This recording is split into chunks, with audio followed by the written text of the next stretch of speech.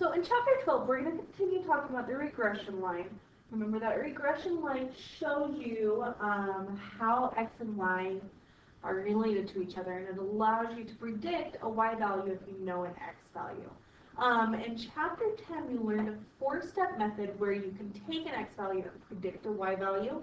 In this chapter 12, we're going to learn another method to do it.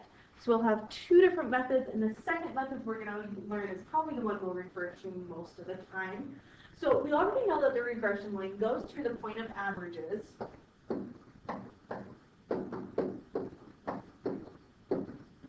Remember our 5-number summary: average, standard deviation for x, average, standard deviation for y, and r. So that's the average for the x and the y. And it has the slope of r times the standard deviation of y over the standard deviation of x.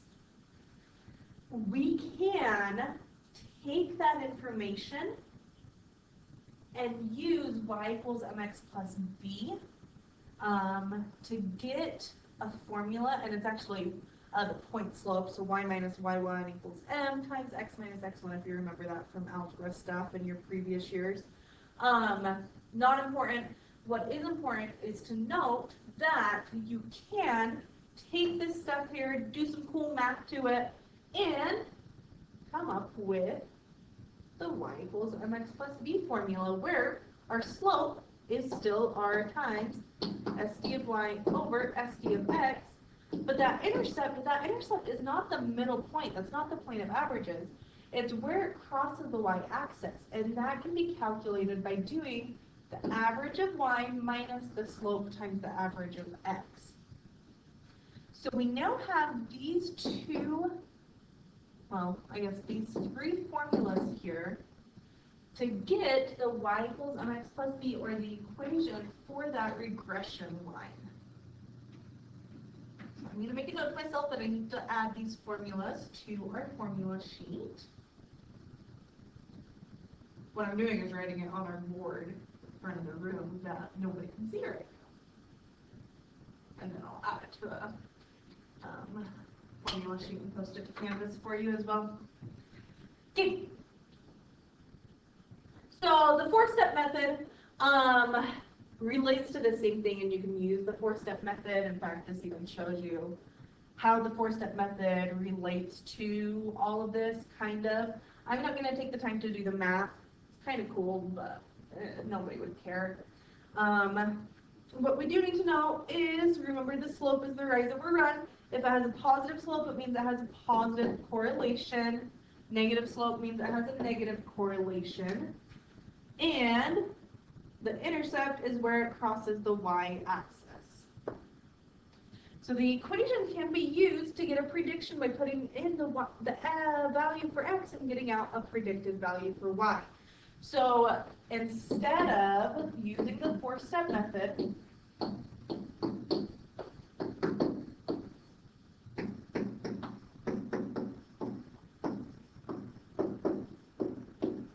to predict stuff, we use this. We get the equation, plug in the value for x, get the value for y, the predicted value for y. So we just need to come up with the formula. We plug something in for x, we'll get something in for y, and put output. We just need the intercept and the slope. So let's do that. Let's come up with the regression line. So instead of doing this four-step method, we're going to use our formulas to find y equals mx plus b, where m, our slope, is r times sd of y over sd of x. B is the intercept, average y minus the slope times the average x. Oops, I don't know why I spelled average with an S. Okay, let's do it. So let's start with slope. M equals 0.7 times 16 over 10. Uh-oh, I did that backwards. It's SD of y over SD of x. Let me double check. We are estimating the final exam given the midterm. So again, this is x, x, y, y. SD of y is 10, SD of x is 16.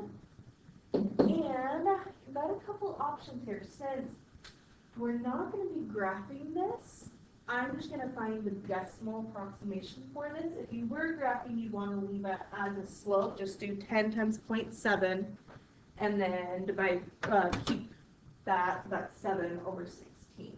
Since we're not, let's just type it in.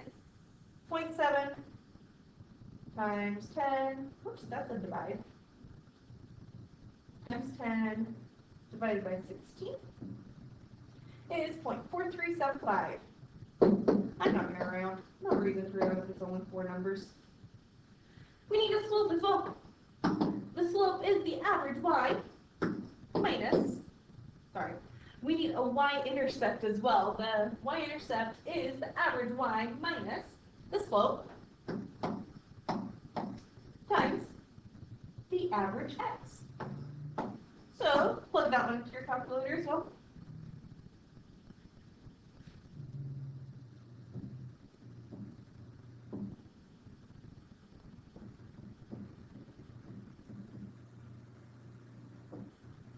And it looks like it is 31.5625.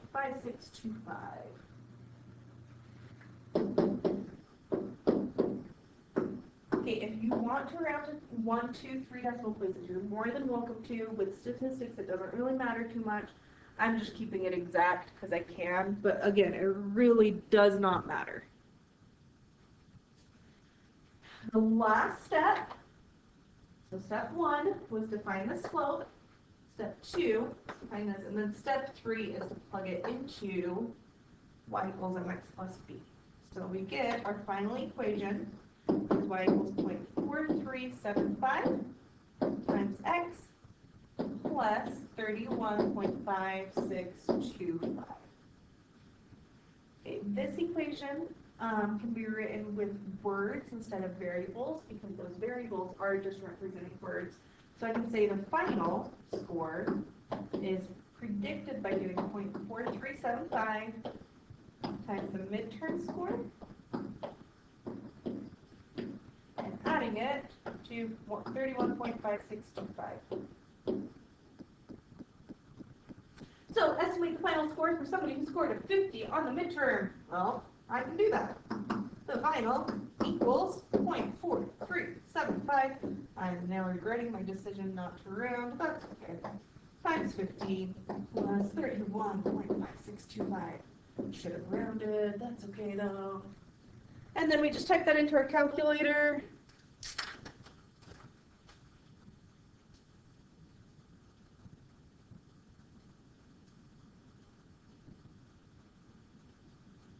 What do we get? 53.4375, or approximately 53. Because a score is not going to be that exact. We'll just go with 53. I don't know if this is points or percents, so I'm just going to say 53 without units on it. Okay, that will take the place of our 4-step method. So we now have 2 different ways to predict. We're going to use this method from now on. But I want you to practice the 4-step method because I have seen on finals in the past, I have seen where you have to use the 4-step method. So I want you to have that under your tool or on your tool belt in case you need it.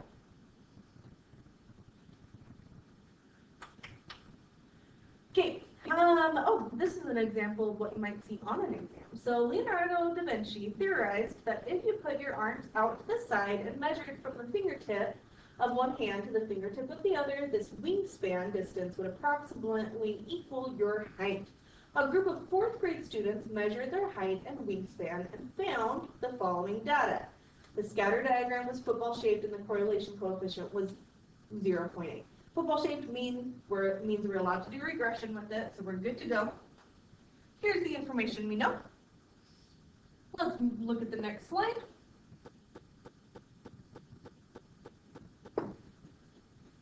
Okay, write the equation of the regression line you would use to predict wingspan from a given height.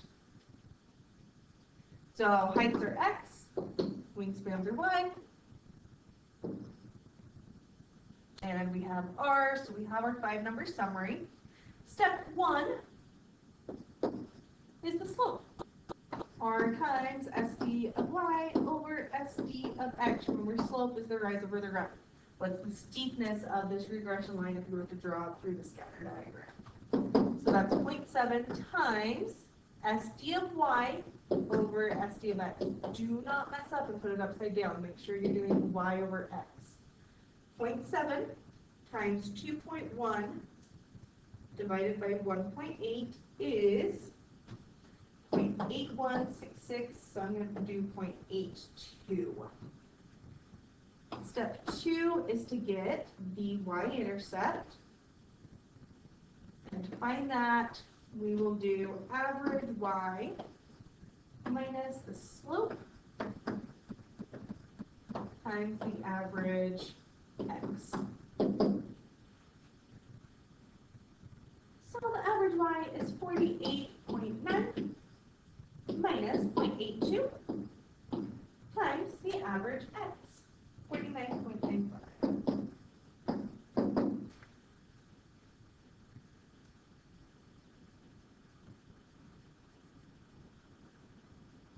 And that is 8.3. Okay, keep in mind what that's saying is somebody who's 0 inches tall is going to start out with a wingspan of 8.31. This is predictions here, so it doesn't work to do for 0 inches. These predictions always have a domain restriction, meaning you can only use it in a certain amount. So we measured 4th graders, so we're not going to be measuring somebody who's 0 inches tall, because that person doesn't exist. We'll be measuring 4th graders, so that's anybody around that height that a 4th grader would be that this data can be used for. Okay, so we have these two values. Final step is to write our equation. I'm going to write wingspan is predicted by doing the slope, 0.82, times the height plus 8.31. And this is all in inches. Okay, our equation was y equals 0.82 x plus 8.31. Use your equation to estimate the wingspan for a 4th grader who's 52 inches tall. Just plug 52 in for x.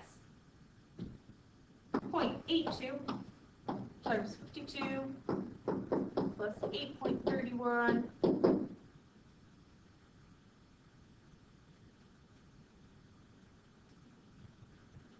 50.95. We're going to round that to 60 inches.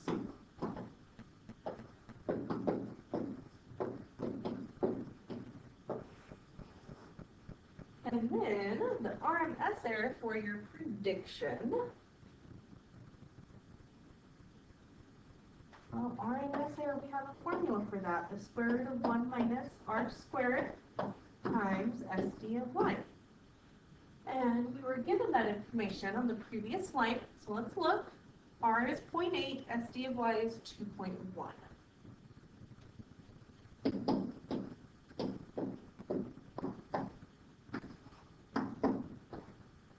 So I'll just type that in. Make sure as you're typing it in, you get everything in the correct spots. Don't put the 2.1 under the square root.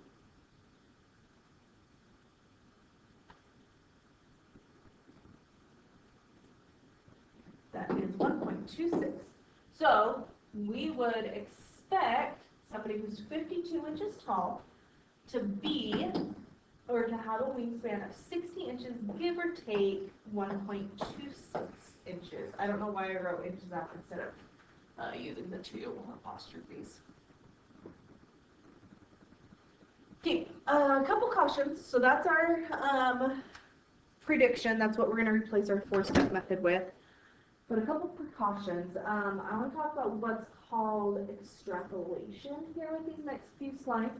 So the regression line describes the data that you see, but it cannot be relied on for telling us how y will respond if the investigator changes x, unless it is in a controlled experiment.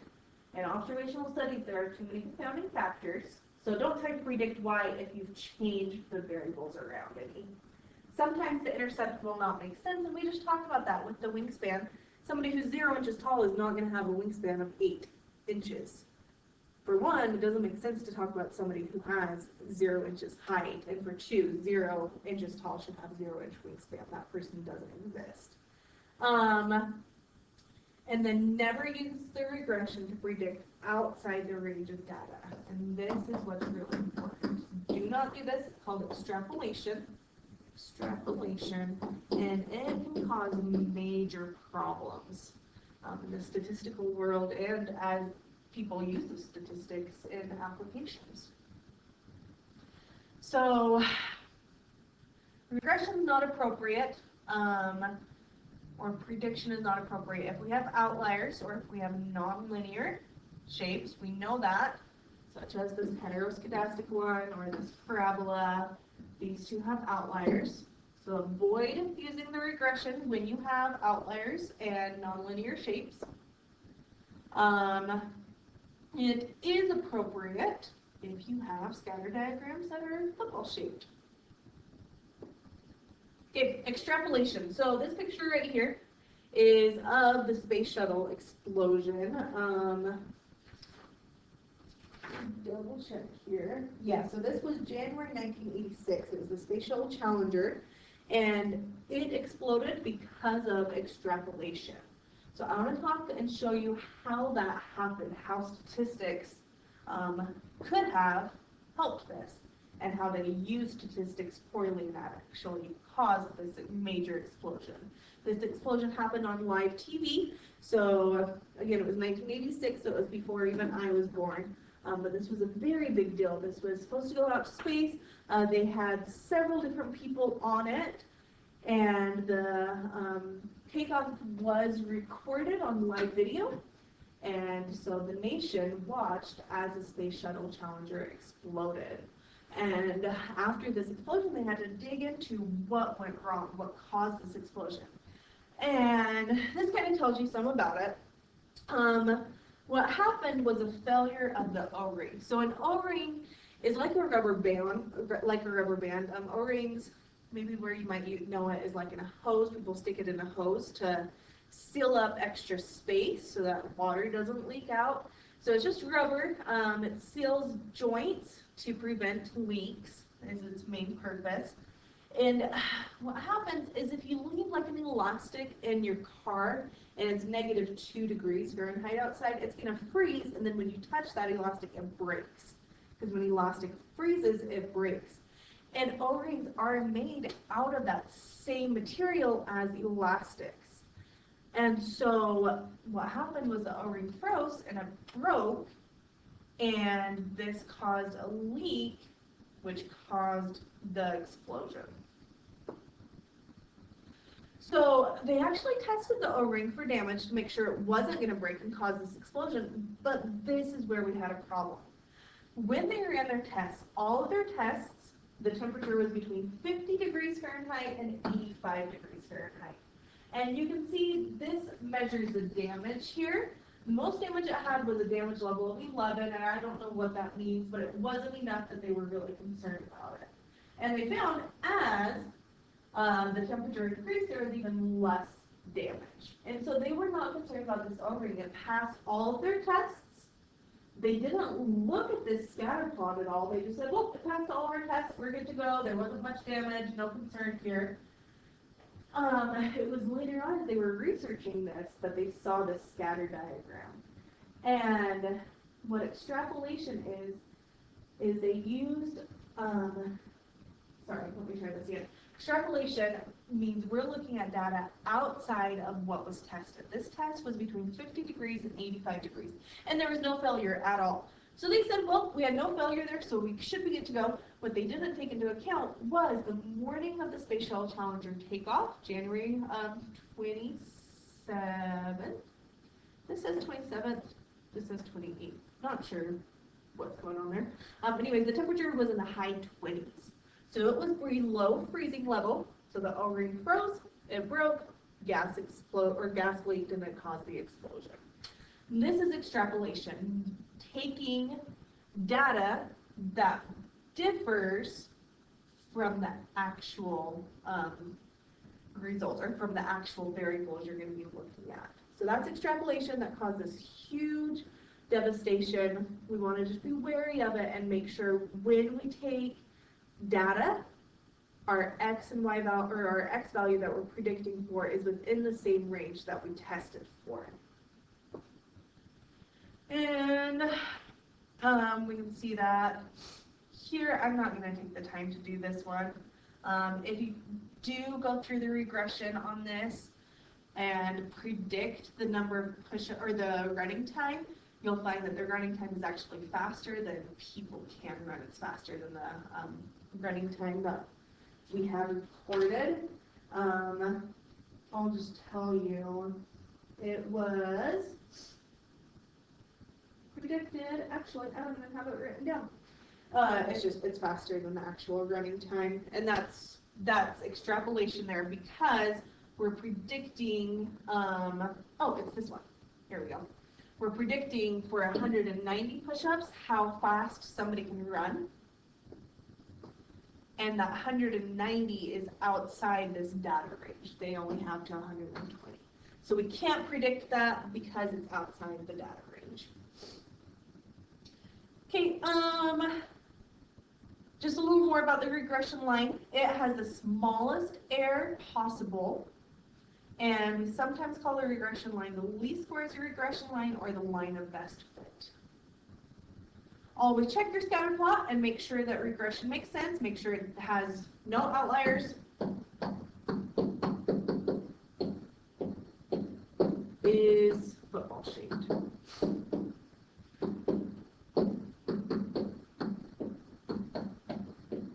Restrict your predictions to the range of the original data, no extrapolation.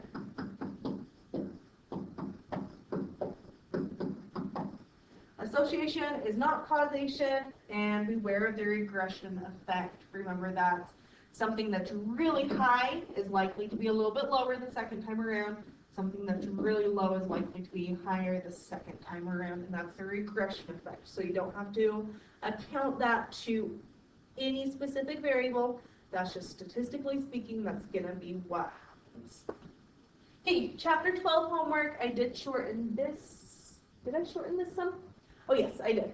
So it's still set A 1 through 3, set B 1 through 2, but in the review I'm just going to have you do 2, 3, and 5. You do not need to do 8, 9, and 10. And your goal is to have this done by Monday, March 30th. Hopefully we will be in class and we will see each other that day.